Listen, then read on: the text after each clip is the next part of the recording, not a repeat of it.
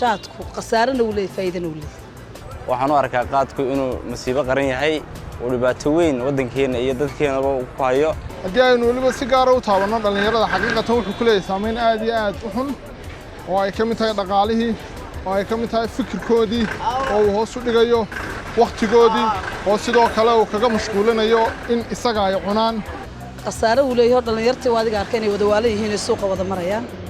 faa'iidana uu leeyahay awlaado badan oo jaamacada laga soo saaray waxa hooyo banaanka fadhida awlaad bay korsat oo aniguba hooyo waxaan ahaa jaadleeya awlaadeedana jaamacad baan kaga soo saaray qof walba waa sidoo isticmaalaan bas sida magaranaysa isticmaalkiisa markaad baranaysid dad baa ka shaqaysatid si nadiif ku soo galayaan laakiin adoo shaqaysana dad baa ka isticmaashid wuxuu kula galayaa inaad moobil qaadatid aad wax la aragtid waxyaalo badan ugu kalifaya anigu markaa alxamdulillaah rabbil caalamiin nin baslaabaan iska ahay oo iska shaqaystaa waxaan ku leeyahay qaadlaan oo indhalaan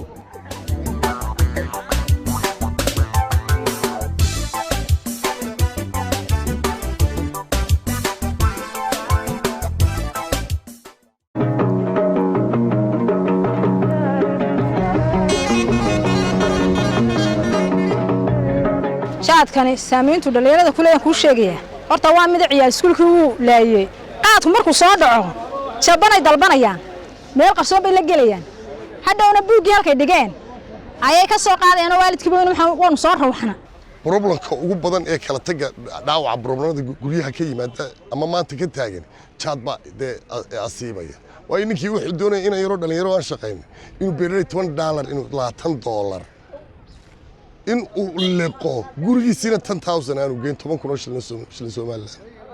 laakiin Soomaaliland shaqo la'aan taala anigu waxaan qanacsanaa yaa faa'iido weyn waan ka helnaa nolol maalmeedkayga qaadka markaad u fiirsato halka uu ka imanayo asaliyan buu waxa weeye waa Ethiopia lacagta jaadka lagu siistaanada Ethiopia ka shaa dadana inagii wax inoo soo galaya oo faa'iidaha ma jiraan wax baxaya mooyee waxay ugu hayaan wax ganacsaday ugu hayo caafimaadka iyo dhaqaalaha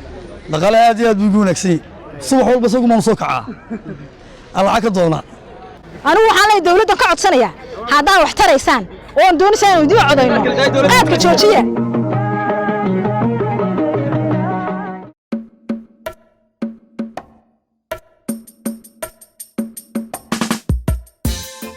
dhalinyarada saameyn badan ayuu ku leeyahay jaadku way waqtigaagu ka luminaya intaad fadhidid waxa laga yaabaa inaad wax qabsan lahayd xoogaaga iyo xoolahaaga wax isku darsaday waxa jira oo lumiya jaadka ilkahayga wada arkaya sidoo uu galay habeen iyo dhalaan dadka u soo jeedana mid kalena uu leeyahay oo ugu daran yahayba shaqadu ka habsaaminaya uu ku seexinaya aroortii markaad cunto wuxuu kugu bilaabayaa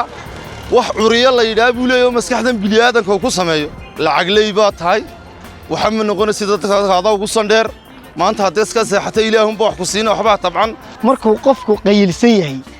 go'aanada uu gaadhaa iyo markuuna qayilsanaynin inayna isku mid ahayn wixii dhaqaale aan lahaa uu baabiyay xoogii aan lahaa uu la dagaalamay ya oo la iskareeyo xaq caafimaad ah